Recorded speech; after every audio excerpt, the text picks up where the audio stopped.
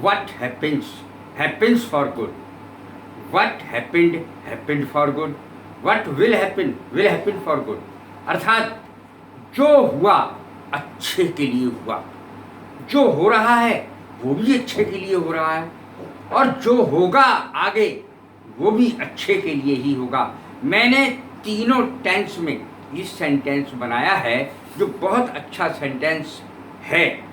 तो मैं आज टेंस ही लेने जा रहा हूँ कि इसकी पहचान कैसे करेंगे, फार्मूले के आधार पर कैसे इसको देखते हैं, वास्तव में टेंस क्या है मैं ये बताने जा रहा हूँ, और टेंस के अर्थ कितने होते हैं। टेंस एक ग्रामेटिकल एक्सप्रेशन ऑफ टाइम, अर्थात व्याकरण में समय की अभिव्यक्ति। व्याकरण में जब हम, वैसे तो साधारण तौर पे जब हम समय बोलते हैं टाइम बोलेंगे, कोई बात नहीं है, लेकिन जब व्याकरण के तौर पर ग्रामेटिकली इस चीज़ को बोलेंगे कि काम कब हुआ, समय बताना पड़ेगा, काम कब हुआ। और ग्रामेटिकली एक्सप्रेशन इसका कैसे करेंगे, ग्रामेटिकली व्याकरण के तौर पर, तो इसको समय को ही, टाइम को ही टेंस बोलेंगे। समय और टेंस में, यानी टाइम और टेंस में कोई अंतर नहीं है। देखें इसको, टेंस की हिंदी क्या क्या होती है। सबसे पहले है टेंस का अर्थ काल। काल का अर्थ डेथ भी होता है, यानी मौत। काल, तेरा काल आ गया है, काल मौत। काल समय के लिए भी कहा जाता है, ये मैंने पहले ही बता दिया। जब ग्रामेटिकल एक्सप्रेशन करेंगे, इसका ग्रामेटिकली एक्सप्रेस करेंगे, देखें तनावपूर्ण भी इसका अर्थ होता है। जैसे आई एम टेंस टुडे, मैं बहुत तनाव में हूँ आज। और कसा हुआ, द रोप इज टेंस, रस्सी कसी हुई है, द रोप इज टेंस। तो इस प्रकार से कसा हुआ का अर्थ भी है, तनावपूर्ण भी है, मौत भी इसका अर्थ है, और साथ में समय भी इसका अर्थ है। बिल्कुल कंफ्यूज होने की आवश्यकता है ही नहीं। अब इसको देखें कि टेंस को 3 भागों में बांटा गया है, काल को 3 भागों में बांटा गया है। जब हम व्याकरण के तौर पर इसकी अभिव्यक्ति करते हैं तो हम इसको 3 भागों में बांट देते हैं व्याकरण के तौर पर, और वैसे समय ही बोलेंगे, टाइम ही बोलेंगे। देखें प्रेजेंट, पास्ट, फ्यूचर। अब इसका फार्मूला कैसे निकाल लें। प्रेजेंट का पी बना दीजिए, पास्ट का भी पी बना दीजिए, और फ्यूचर का एफ बना दीजिए। अकाउंट खुल गया, अर्थात पीपीएफ अकाउंट एक खुलता है स्टेट बैंक में, पीपीएफ हो गया formula. Present, past, future, present, past, future हो गया। कितनी जल्दी याद हो गया पीपीएफ। और अगर हमें इसी को वैसे याद करना है, बभूगा, ये देखें भविष्यत काल। भविष्यत काल अर्थात वर्तमान काल, भूतकाल, भविष्यत काल। भभूभा, भभूभा, देखें कैसे याद हो गया।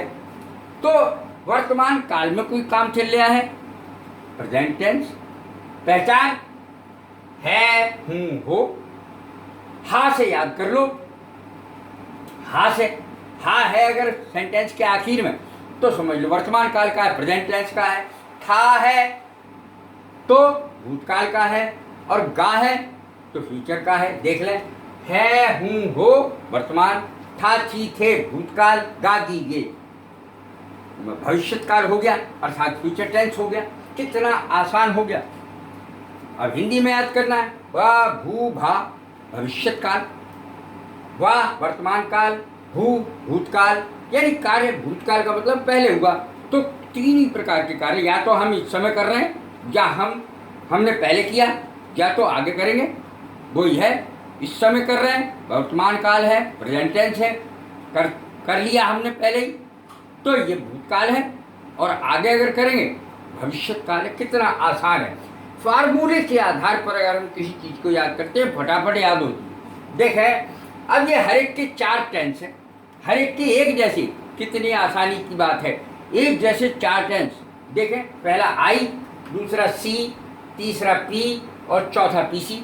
आई सी पी पीसी, आई सी पी पीसी, ये 4 याद कर ले बस।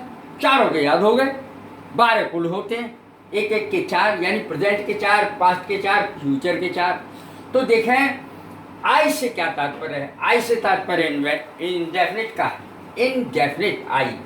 सी का अर्थ है कंटिन्यूस, सी तो जहाँ आएगा कंटिन्यूस का ही अर्थ देगा। और तीसरा है परफेक्ट, पी से परफेक्ट, और पीसी का मतलब है परफेक्ट कंटिन्यूस। तो इस प्रकार से हम 4 याद कर लेते हैं, आई सी पी पी सी, आई सी पी पी सी याद हो गया, चारों के याद हो गए। देखा, क्योंकि सेम रहेंगे, प्रेजेंट के भी वही रहेंगे, present indefinite, present continuous, present perfect, present perfect continuous, फटाफट याद होता है। तो देखें, प्रेजेंट इंडेफिनिट यानी P I present indefinite, P C present continuous, और प्रेजेंट परफेक्ट पी पी, और पीपीसी अगला है प्रेजेंट परफेक्ट कंटिन्यूस पीपीसी। तो किसी फार्मूले को, जब हम फार्मूले के आधार पर किसी चीज़ को याद करते हैं तो कठिन कहाँ रहती है। बिल्कुल पास्ट में भी ऐसे ही चलेगा, पास्ट इंडेफिनिट, आई इंडेफिनिट के लिए है, सी कंटिन्यूस के लिए है, पी परफेक्ट के लिए है, और पी सी परफेक्ट कंटिन्यूस के लिए है। तो इस प्रकार से हम फार्मूले तीनों को याद कर लेते हैं, एक जैसे रहेंगे। पास्ट के चारों, P I, P C, P P, P P C. इस तरीके से थोड़ा सा दिक्कत ये आती है कि प्रेजेंट और पास्ट का पी पी होता है, तो थोड़ा सा आपको ध्यान देना पड़ेगा, लेकिन याद आसानी से हो जाएगा। इसी तरीके से फ्यूचर इंडेफिनिट है, फ्यूचर कंटिन्यूस है, फ्यूचर परफेक्ट है, फ्यूचर परफेक्ट कंटिन्यूस है। अब देखें इसकी पहचान। देखिए प्रेजेंट इंडेफिनिट की पहचान क्या है। प्रेजेंट इंडेफिनिट की बता रहा हूँ, ता है, ती है, ते है, ताहूँ, ये इसकी पहचान है। वाक्य के अंत में आता है और सीधी सी बात है, आदत का प्रदर्शन करता है। मैं किसी से कहता हूँ भाई मैं खाना खाता हूँ, जब मैं किसी से कहूँगा मैं खाना खाता हूँ तो वो कहेगा मैं भूखा मरता हूँ क्या, मैं भी खाना खाता हूँ। दरअसल प्रेजेंट इंडेफिनिट आदत का प्रदर्शन है, आदत का प्रदर्शन। I drink milk, I take milk, I take food, I have food, मैं खाना खाता हूँ, मेरी आदत है खाना खाने की, दूध पीने की। आई टेक टी, चाय पीने की मेरी आदत है। तो आदत का प्रदर्शन करता है प्रेजेंट इंडेफिनिट। ता है, ती है, ते हैं, कहाँ यूज होगा? जहाँ आदत का प्रदर्शन हो। प्रेजेंट कंटिन्यूस, मैं ऐसा कर रहा हूँ वर्तमान में, मैं वर्तमान में ऐसा कर रहा हूँ, और अगर मैं कर चुका हूँ। अब देखें प्रेजेंट कंटिन्यूस की पहचान क्या है, वाक्य के अंत में ये शब्द आते हैं। प्रेजेंट इंडेफिनिट में ता है, ती है, ते है, ताहूँ आता है, और प्रेजेंट कंटिन्यूस में रहा है, रही है, रहे हैं, रहा हूँ। अब देखना ये है कि हमें किसी भी वाक्य को पहचानने के लिए कौन सा टेंस है, वो तो जरा सी देर में ही हो जाता है। हा, हूँ, हो, था, थी, थे, गा दीजिए, तो प्रेजेंट, पास्ट, तीनों, पास्ट फ्यूचर तीनों का एकदम पता चल जाता है। अब चारों का अलग अलग कैसे पता लगे, वो कितना आसान है, देख लें। प्रेजेंट इंडेफिनिट ता है, ती है, ते है, वाक्य के अंत में आता है। रहा है, रही है, रहे हैं, रहा हूँ, वाक्य के अंत में आता है। चुका है, चुकी है, चुके हैं, चुका हूँ, ये सब आता है वाक्य के अंत में। और समय अगर दे रखा हो, रहा है, रही है, रहे हैं लगा है, तो प्रेजेंट परफेक्ट कंटिन्यूस का हो जाता है। सेम चीज़ इसमें चलती है। कैसे? लेकिन ये पास्ट है, था, थी, थे चलता है। जैसे इसका पास्ट इंडेफिनिट है, पास्ट इंडेफिनिट पहला है, पास्ट का पहला, ये प्रेजेंट के चारों हो गए। अब पास्ट के 4, पास्ट इंडेफिनिट यानी पी आई शॉर्ट में, पास्ट इंडेफिनिट आया, गया, खाया, पिया, नहाया, धोया, सब में ज़्यादातर या लगता है, लेकिन ज़रूरी नहीं है। पहुंचा, मैं स्टेशन पहुंचा, आई रीच द स्टेशन। अब क्या है, पास्ट इंडेफिनिट का ये हो गया, मैं पहुंचा, तो पास्ट इंडेफिनिट का ये से पता लग जाता है, सीधे क्रिया की सेकंड फॉर्म आती है इसमें। पास्ट कंटिन्यूस, रहा था, रही थी, रहे थे, कितना आसान है पास्ट कंटिन्यूस को पहचानना। पास्ट परफेक्ट को पहचानना कितना आसान है, चुका था, चुकी थी, चुके थे, ये आता है वाक्य के अंत में। और पास्ट परफेक्ट कंटिन्यूस समय दिया गया होता है, रहा था, रही थी, रहे थे आता है। लेकिन ध्यान रखें कि पास्ट परफेक्ट कंटिन्यूस या परफेक्ट कंटिन्यूस कोई सा भी हो, समय दिया जाता है। अब फ्यूचर को देखें, future indefinite, future continuous, future perfect, future perfect continuous, वही चलेगा। F I, F C, F P, F P C, इस तरीके से फार्मूले के आधार पर इसको बड़े आसानी से आप याद कर सकते हैं। अब देखें इसका फ्यूचर इंडेफिनिट, करूँगा, खाऊंगा, जाऊंगा, नहाऊंगा, धोऊंगा, पीऊंगा, खाऊंगा, सब में गा लगा हुआ होता है, तो विल या शैल का प्रयोग होता है। Future continuous, will be plus क्रिया की फर्स्ट फॉर्म के आगे आईएनजी लग जाएगा। फ्यूचर कंटिन्यूअस टेंस, रहा, होगा, रही, होगी, रहे, होंगे। अब चुका शब्द लगते ही, चुका हमेशा परफेक्ट में ही लगता है, इतना ध्यान रखें। चुका शब्द का प्रयोग परफेक्ट में ही होता है। फ्यूचर परफेक्ट, चुका होगा, चुकी होगी, चुके होंगे। फ्यूचर परफेक्ट कंटिन्यूअस, समय दे रखा होता, रहे होंगे, रही होगी, रहा होगा, इस तरीके से सेंटेंस बन जाते। कितनी आसान पहचान है, और सबका फार्मूला भी मैंने आगे दे दिया है। अब देखें आई, वी, यू, दे प्लूरल, इसको याद करना जरूरी होता है, बल्कि मेरे साथ ही याद कर लें। I, we, you, they, I, we, you, they और प्लूरल। प्लूरल का अर्थ होता है बहुवचन। कोई भी संज्ञा है बहुवचन, जैसे लड़का है, लड़के, लड़की है, लड़कियां। प्लूरल में अगर कोई चीज होगी तो उसको कहेंगे प्लूरल यानी बहुवचन। आई माने मैं, वी माने हम, यू माने तुम। यू को दोनों तरीके से यूज किया जाता है, सबके लिए भी और एक के लिए भी।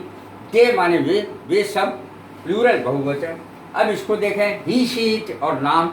ही, शी, इट और नाम को अलग से याद कर लें, इसके करने से बहुत आसानी हो जाती है टेंस बनाने में।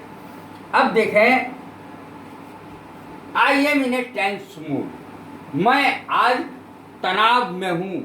आजकल टेंशन इतनी बढ़ गई है हर चीज़ के लिए। Tense, I am in tense mood, मैं तनाव के मूड में हूँ, मेरा मूड बहुत खराब है, तनावपूर्ण हूँ मैं आज। द रोप इज टेंस, तनी हुई या कसी हुई रस्सी। तो ये इसके कई अर्थ होते हैं जो मैंने व्यापक रूप से आपको बताए। द वर्ड, अब इसको देखें, काम कब हुआ, जब ग्रामेटिकली एक्सप्रेशन आता है, ग्रामेटिकली ध्यान रखें, व्याकरण के रूप में काम कब हुआ, बस तभी व्याकरण का प्रयोग हो जाएगा।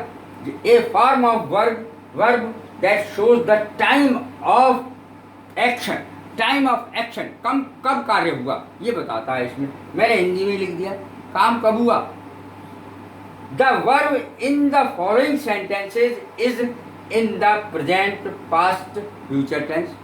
Present, past, future tense. The verb मेन चीज होती है टेंस में। The verb in the following sentences is in the present, past, future. देखें, ही लाफ्स, प्रेजेंट हो गया। ही लाव्ड, पास्ट हो गया। ही विल लाफ, ये फ्यूचर हो गया। इस तरीके से हम देखते हैं कि बड़ी ही आसानी से हो जाता है। वैसे तो साधारण तौर पे टेंस को समय ही कहेंगे, लेकिन जब हम ग्रामेटिकल एक्सप्रेशन देंगे, इसका व्याकरण के रूप में इसको अभिव्यक्त करेंगे, तभी इसको टेंस बोल देंगे। वैसे तो समय ही बोला जाता है, इन दोनों में कोई खास अंतर नहीं होता है। कैसी लगी ये मेरी वीडियो, लाइक करें, शेयर करें, सब्सक्राइब करें। God bless you, thank you very much.